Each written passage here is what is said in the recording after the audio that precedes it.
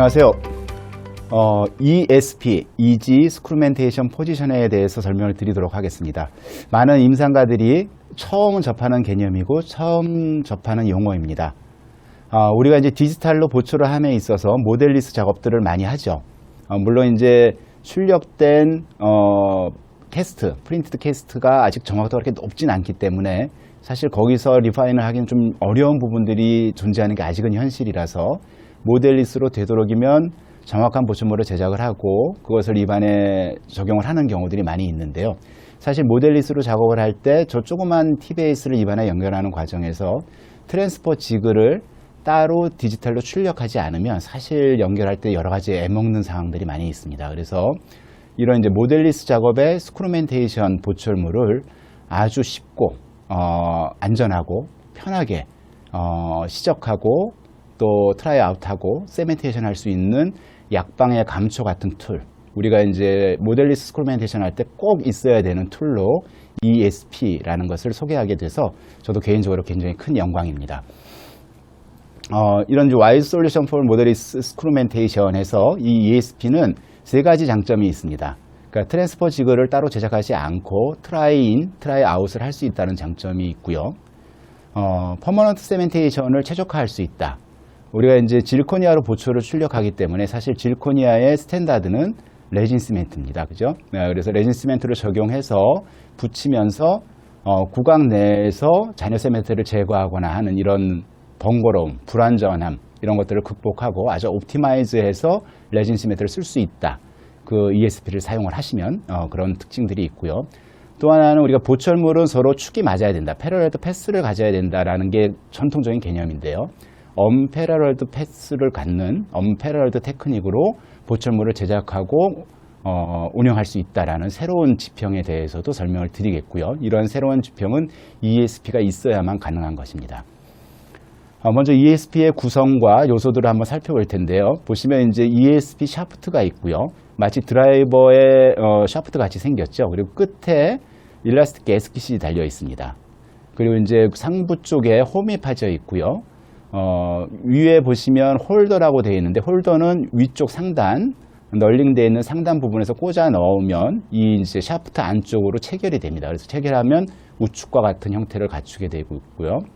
보시면 이 샤프트 상부 쪽에는 048 드라이버 홀이 뚫려 있어요. 그래서 저 샤프트 위에 우리가 통상적으로 사용하는 048 드라이버를 연결을 하면 저 샤프트 전체 플러스 드라이버가 보철물 스크루를 돌려놓을 수 있는 드라이버 역할을 하게 되는 겁니다.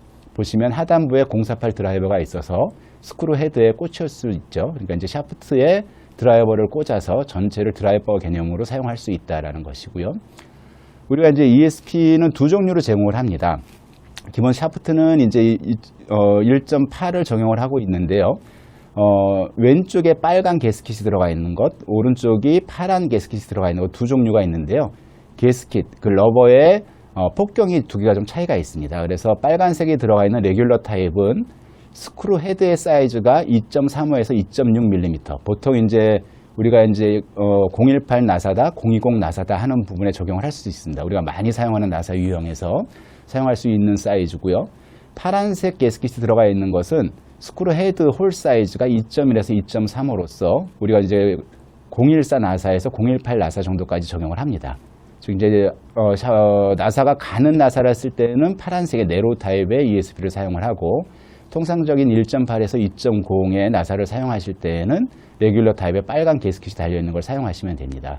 그리고 이제 상부에 홈이 파져 있는데 세이프티 디자인이라고 되어 있죠. 이것은 이제 이 샤프트 자체는 토크를 주지 않고 손으로만 돌려놓는 용도로 사용을 합니다. 만약에 토크를 줬을 때 아래쪽 러버 게스킷이 있는 부분이 파절이 된다라고 하면 아랫부분을 보철물 스크루홀 안에서 빼내기는 굉장히 힘들겠죠. 그래서 만약에 실수로 토크를 줬다라고 하면 아래 게스킷 쪽이 부러지지 않고 위쪽이 부러져서 그냥 샤프트를 잡고 빼낼 수 있게 안전장치를 해놓은 것이죠. 그래서 이 세이프티 디자인은 25Nm/cm에서 부러집니다. 그러니까 이제 토크를 주면 저 위에서 부러져서 바로 샤프트를 분리할 수 있다라는 안정장치이고 이 ESP를 사용하실 때는 토크렌치는 사용하지 마시고 손으로 조이는 용도로만 사용을 하신다라고 이해를 하시면 되겠습니다. 이 ESP는 보시다시피 스크루 홀 안에 실린더나 어버트먼트 홀 안에 들어가면 저 러버 게스킷이 측벽에 닿아서 안정적으로 고정되는 역할을 해줍니다. 그래서 이제 트라이인이나 트라이 아웃 또는 세미테이션 할 때 이제 적용을 하게 되는 것인데요. 저기 유효하게 잡으려면 스크루 헤드에서 2mm 정도의 고경이 필요합니다. 이제 외측에 제일 왼쪽에 보시면 테이퍼드 T-베이스에 ESP 샤프트를 꽂은 상태를 볼 수 있는데 2mm 정도 확보가 되면 안정적으로 잡을 수가 있죠. 그러니까 스크루, 보철 스크루를 넣고 그 위에 ESP 샤프트를 쓸 수 있는 겁니다. 또 테이퍼드 롱도 마찬가지고요. 이것은 이제 스크루가 밑에 MU에 체결됐을 때 스크루 헤드의 베이스가 실린더 상부에 딱 닿았을 때 저 정도 길이가 나오는 거죠. 근데 우리가 시작을 할 때 예상을 해보면 사실은 저렇게 해서 샤프트에 꽂아 넣더라도 우측에 보이는 바와 같이 일단 입안에 MU에 딱 올려놓는 순간에 스크루 헤드를 돌려넣기 전에는 스크루 헤드가 위로 쭉 밀려 올라오죠. 그러니까 왼쪽 같은 경우는 스크루 인 포지션인데 오른쪽 같이 스크루가 위로 올라온 위치는 스크루 아웃 포지션입니다. 이때는 위로 밀려 나와서 유효 길이인 2mm가 확보가 안 되죠. 그러니까 이제 ESP가 측면에 잡을 수가 없고 보철물 내면에 스크루홀에 잡혀 있는 상태가 되죠. 이런 경우는 잘못하면 보철물에서 저 T-베이스가 떨어질 수가 있습니다. 그러니까 이런 경우에는 보철 스크루를 뺀 상태에서 ESP 핀을 꽂으면 안정적으로 쓸 수가 있죠. 스크루 인, 아웃 관계없이. 그래서 이런 것들은 without 스크루 개념으로 씁니다. 그래서 우리가 ESP 핀을 쓸 때 가장 주의할 것은 의도하지 않게 보철물에서 T-베이스가 분리돼서 입안에 떨어지는 상황이겠죠. 그걸 막기 위해서 with 스크루 테크닉으로 할지 without 스크루 테크닉으로 할지 먼저 결정을 하고 들어가셔야 됩니다. 그래서 그 부분에 대해서는 추가적으로 설명을 드릴 것입니다. 개념상으로는 이렇습니다. 이제 보시면 이건 픽스처 레벨의 원 디렉션 싱글 T-베이스인데요. 트라이인을 하는 과정에서 ESP를 이용하면 이 T-베이스를 안정적으로 아주 단순하게 딱 잡을 수가 있습니다. 보시면 ESP를 꽂아 넣게 되죠. 꽂아 넣으면 측벽에 러버 게스킷이 잡아주게 되고요. 그래서 아주 스테이블한 그립을 갖고 있습니다. 사실은 저 작은 T-베이스를 옮기거나 본딩을 바르거나 기타 등등을 할 때 손으로 잡기 굉장히 힘들죠. 근데 이렇게 ESP를 꽂히면 모든 작업들이 수월하게 ESP를 잡고 할 수 있다는 장점이 있어서 핸들링이 아주 좋습니다. 저 상태에서 위에 보철물을 넣고 그 위에 이제 홀더를 꽂게 되겠죠.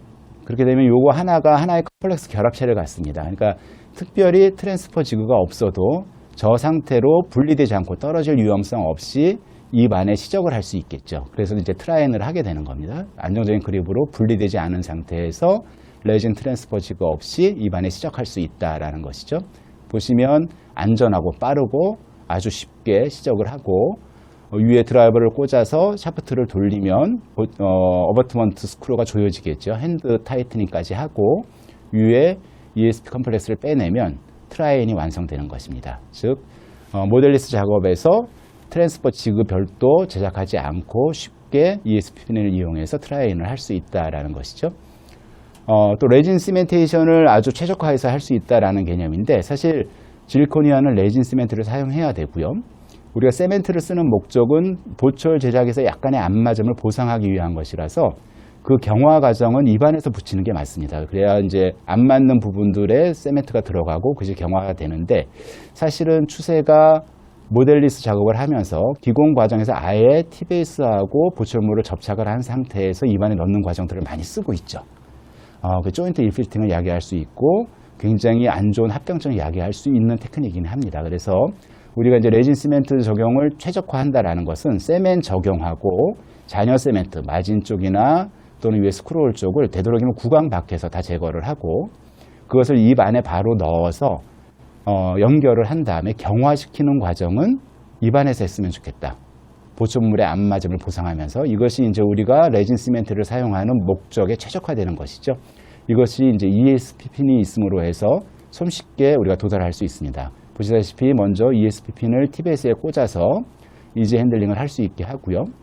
그 위에 세멘트를 적합한 본딩을 먼저 내면 보철물 내면하고 T-베이스 외면에 바르게 되겠죠. 이 바를 때에도 샤프트를 잡고서 T-베이스에 바르기 때문에 컨타미네이션 위험 없이 손쉽게 적용을 할 수가 있습니다. 그리고 이제 세멘트를 보철물 내면 하방에 2, 3mm 높이로 적용을 하고 이것을 TBS 위에 적용을 하게 되면 세멘트가 위로 쭉 흐르면서 마진도 코로날 플로우를 가지면서 EXS 플로우로 위쪽으로 올라가겠죠. 그러면 이것을 이제 아래쪽 마진 쪽에는 닦아낸 다음에 위에 ESP빈을 잡아 빼면 스크롤에 있던 잔여 세멘트들은 아주 빠르게 완벽하게 한순간에 뻑 하면서 다 제거가 됩니다. 굉장히 빠르고 효과적입니다. 써보시면 이제 감탄을 하시게 될 텐데요. 보시면 이제 실제 임상 증례를 보죠. 보시면 ESP 샤프트를 TBS에 꽂은 상태에서 본딩을 적용하게 되는데, 보시면 샤프트를 잡고 안정적인 그립으로 본딩을 적용하기 때문에 저 조그만 걸 손으로 그냥 잡고 TBS 잡은 상태에서 본딩을 바르면 컨타미네이션도 많이 되고 바르기도 어려운데, 그런 단점들 없이 아주 쉽게 본딩을 적용할 수가 있죠. 그리고 이건 이제 파나비아를 썼던 경우인데, 레진 시멘트를 믹스를 해서 이제 보충물 내면 쪽에 적용을 하게 될 겁니다. 믹스가 완성이 됐고 마진에서 2-3mm 높이까지 세멘트를 적용을 합니다. 그래서 돌아가면서 발라주시고,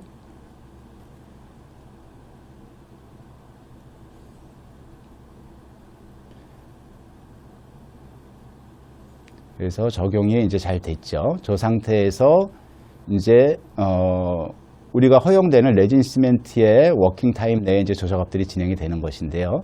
보시면 이건 이제 SB 타입이기 때문에 방향을 맞춰서 들어가야 되죠. 예, 방향을 잡아서 시작을 해서 꼽습니다. 꼽게 되면 마진 쪽에 익세스 세면이 좀 나오게 되겠죠. 이 부분은 이제 샤프트를 잡고 그립을 한 상태에서 위에 이제 꺼즈로 닦아내게 되고요.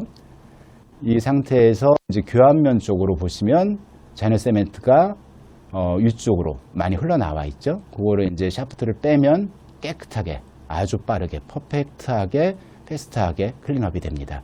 이제 저 상태에서 입 안에 넣어서 체결을 한 다음에 바이팅해서 굳히게 되는 거죠. 하드닝은 입 안에서 하게 됩니다.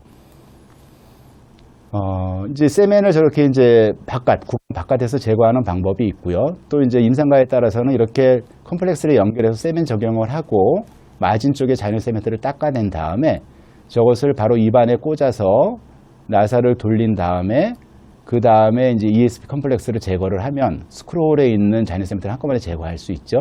그래서 이렇게 코로날 쪽에 스크롤의 세멘 제거는 입안에서 하는 경우도 있는데, 저는 이제 적용을 해보면 바깥에서 샤프트를 빼서 스크롤의 세멘트도 제거하고 입안으로 옮겨가는 것이 작업이 더 좋은 것 같습니다. 단 이제 아나토미칼 크라운이 길어지는 경우, 그러니까 오롱포나 하이브리드 타입을 하거나 아나토미칼 크라운이 너무 길어지거나 이런 경우에는 입 안에서 샤프트로 조이고 샤프트를 빼서 코로날 쪽에 세면 제거하는 게 더 효과적입니다. 근데 통상적인 우리 이제 부분 무치약 싱글 같은 경우에는 샤프트를 구강 밖에서 빼서 코로날 세멘트를 제거한 상태에서 입안에 시적하는 게 좀 더 편리함이 있는 것 같아요.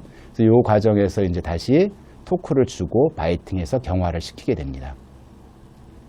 우리가 ESP를 쓰는 데에서 또 언패럴드 테크닉을 적용할 수 있다는 것인데요. 우리가 이제 보철물은 삽입럽, 패스업 인설션이 평행해야 된다, 맞아야 된다, 간섭이 없어야 된다는 게 전통적인 개념입니다. 보시면 이 테이프 TBS는 편측 4도, 양측 8도의 허용과를 갖기 때문에 저렇게 이제 각이 8도 이상 길어진 상태에서 보철, 질코니아 브릿지를 출력한 다음에 저걸 입안에 넣으려고 하면 간섭이 있어서 안 들어가겠죠. 그죠? 그러니까 이제 패스가 허용이 되는 식으로 커스터마이즈를 해서, 즉 디지털 유니트를 커스터마이즈해서 패스를 맞춰야 보철물이 시적이 될 겁니다. 근데 우리가 이제 만약에 보철물에 저게 TBS를 같이 연결한 상태에서 들어간다라고 하면 MU의 허용각은 편측 23도, 양측 46도입니다. 그러니까 임플란트가 46도까지 기울어져 있어도 보철물 내면에 실린더는 각각 꽂아 넣게 되겠죠. 저 상태에서 들어가면 시적, 트라이인과 트라이 아웃이 가능하겠다라는 거죠. 이걸 안정적으로 하려면 뭐가 필요할까요? ESP가 있어야만 가능합니다. 그래서 브릿지에 각 TBS를 꽂고 ESP를 꽂은 상태면 46도를 벗어나지 않으면 트라이인이 가능하죠.